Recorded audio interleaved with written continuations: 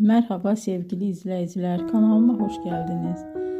Bugün sizlere Hande Erçel'in kariyerinin yükseliş dönemine kısa bir yolculuk yapacağız. Hande Erçel televizyon dünyasına adım attığında henüz çok gençti. İlk rollerinden sonra asıl büyük çıkışını romantik komedi dizisi Aşk Laftan Anlamaz ile yaptı.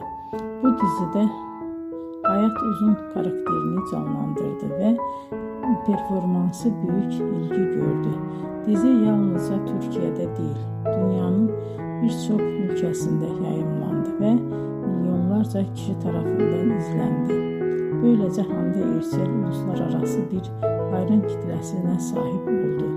Başarısı bununla da sınırlı kalmadı. Daha sonra farklı projelerde yer alarak oyunculuk yeteneğini, farklı yönlerini göstermeye devam etti. Bugün Hande Erçel Türkiye'nin en popüler oyuncularından biri olarak kabul ediliyor. Videoyu izlediğiniz için teşekkür ederim. Bir sonraki hikayede tekrar görüşmek üzere.